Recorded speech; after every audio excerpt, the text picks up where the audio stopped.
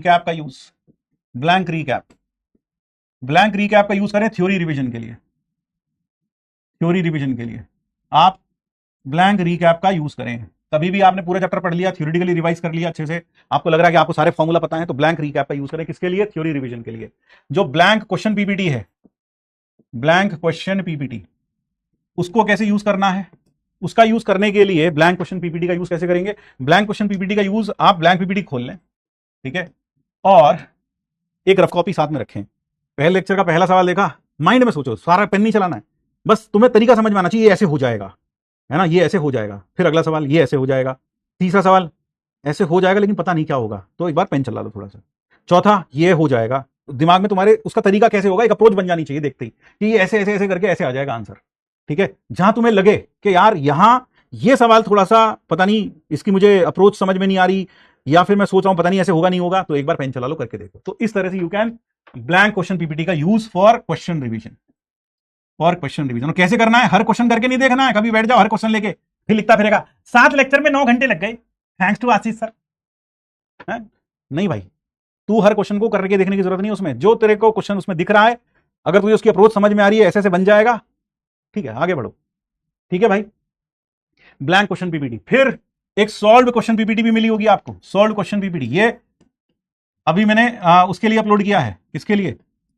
इसका यूज कैसे करें, है ना, जहां ब्लैंक पीपीटी में अटको, जहां ब्लैंक पीपीटी में अटको,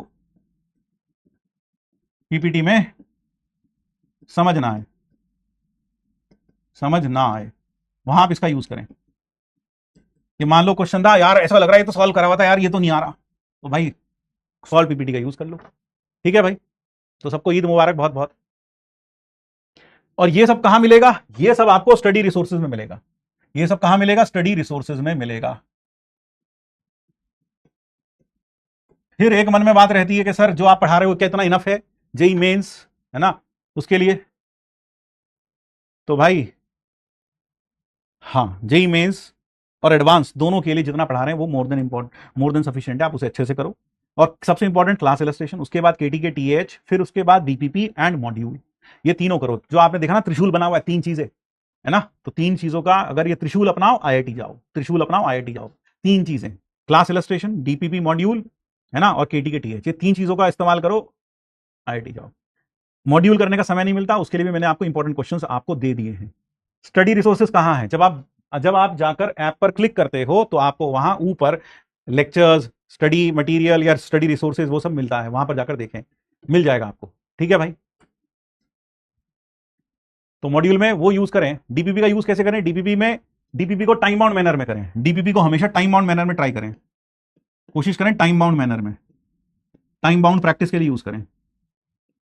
जैसे मान लो उसमें 15 सवाल हैं, तो ये मान के चलो कि 1 घंटे के अंदर हम 15 सवाल करेंगे। एक शुरुआत में 1.5 घंटा ले लो अपने लिए, है ना, शुरुआत में लगभग 6 मिनट पर क्वेश्चन आपको ऑन एन एवरेज लगने चाहिए, 6 मिनट पर क्वेश्चन शुरुआत में। अब उसमें क्या होगा, कुछ क्वेश्चन तो ऐसे होंगे जो 2 मिनट में हो जाएंगे, कुछ क्वेश्चन ऐसे होंगे जो 10 मिनट ले लेंगे, कुछ क्वेश्चन ऐसे होंगे जो 3 मिनट लेंगे। तो मिलाकर ऑन एन एवरेज 6 मिनट पर क्वेश्चन लगना चाहिए शुरुआत में, और ये टाइम धीरे धीरे करके कम हो जाना चाहिए, ठीक है। क्विज फॉर्मेट में करो इसको, है ना, टाइम बाउंड प्रैक्टिस में, यानी क्विज फॉर्मेट में करके देखो, क्विज फॉर्मेट में से अटेम्प्ट करें ताकि आपकी प्रैक्टिस भी अच्छी होती रहे। और कुछ करने की जरूरत नहीं है, अगर आपने ये सब चीजें कर लिया है और कुछ करने की जरूरत नहीं है, कोई विटामिन प्रोटीन खाने की जरूरत नहीं है, ठीक है भाई। हाँ ठीक भाई, रेप्लिका शीट मिल रही है एक्स्ट्रा प्रैक्टिस के लिए, तो जितना चाहे कर लो, रेप्लिका शीट मिल रही है वो करके देख लो। कभी आपको लगे 2-3 चैप्टर हो गए, आपको लग रहा है यार थोड़ा और रिवीजन की जरूरत है, तो आपने ब्लैंक पीपीटी उठाई, उसके क्वेश्चंस कर लिए, जल्दी जल्दी देख लिए, फिर आपको लग रहा है कुछ और क्वेश्चंस करके देखने, तो रेप्लिका शीट उठा के कर लिए। तो ये कब करनी है? ये आपको जब ऐसा लगने लगे यार थोड़ा सा भूल रहा हूं या फिर चीजें भूल रही हैं, तो आप वहां से उठाकर चीजों को रिवाइज कर लें, ठीक है भाई। और रेप्लिका का यूज तभी कर लें, जैसे मान लो आज बेसिक मैथ्स खत्म हो गया, बेसिक मैथ्स की रेप्लिका मिली, तो आपको लग रहा है बेसिक मैथ्स मुझे पूरा करना है, एक बार रिवाइज ब्लैंक पीपीटी से कर लिया, फिर आपको लग रहा है कुछ और प्रैक्टिस करनी है नए सवालों की, तो रेप्लिका शीट करके देख लो, ठीक है। हाँ, और एक चीज और, घर में बहुत सारे बच्चे ऐसे होते हैं जहां माँ बाप बीच बीच में डिस्टर्ब करते रहते हैं, क्योंकि वो मोबाइल से बच्चा अगर पढ़ रहा है तो उसे तैयारी नहीं मानते। तो अगर ऐसा कोई है आपके घर में, उसे बुला लो या उन्हें ये वीडियो दिखा देना। जितने भी पेरेंट्स हैं उन सबको मैं हाथ जोड़कर विनती करना चाहता हूं सादर के जो बच्चा ऑनलाइन पढ़ रहा है, इसका मतलब ये नहीं, अगर वो मोबाइल में पढ़ रहा है तो उसका मतलब ये बिल्कुल नहीं है कि वो शायद दूसरे ही वीडियो देख रहा हो या फिर रील स्क्रॉल कर रहा हो। ऐसा भी हो सकता है कि आपका बच्चा सही में पढ़ाई कर रहा हो, आपका यह सोचना कि सारा दिन मोबाइल पे लगा रहता है, बैठा रहता है, करता क्या है, सारा दिन मोबाइल ही देखता रहता है, लेकिन वो मोबाइल में क्या देखता है यह सबसे इंपॉर्टेंट है। मोबाइल में अगर वह लेक्चर देख रहा है फिजिक्स, केमिस्ट्री और मैथ्स के, तो इसमें कोई बुराई नहीं है। आप अपनी तसल्ली के लिए कभी सरप्राइजिंगली उसे विजिट कर लो। आप देख लो, अगर कमरे में वो अकेला बैठ के पढ़ रहा है तो अचानक से आप उसके कमरे में चले जाओ और देख लो कि वो क्या पढ़ रहा था उस वक्त, उसकी स्क्रीन पर क्या था। तो इस तरह की आप एक कहना चाहिए सरप्राइजिंग विजिट्स देकर उस बच्चे को चेक कर सकते हैं कि वो बच्चा सही में पढ़ाई कर रहा है। तो एक बार आप आश्वस्त हो जाएं कि हाँ हमारा बेटा या बेटी पढ़ाई कर रहा है, तो प्लीज फिर उसे डिस्टर्ब मत करिए, क्योंकि अगर वो घर में दिखाई दे रहा है तो इसका मतलब यह नहीं कि वह आपके लिए हर समय उपलब्ध है।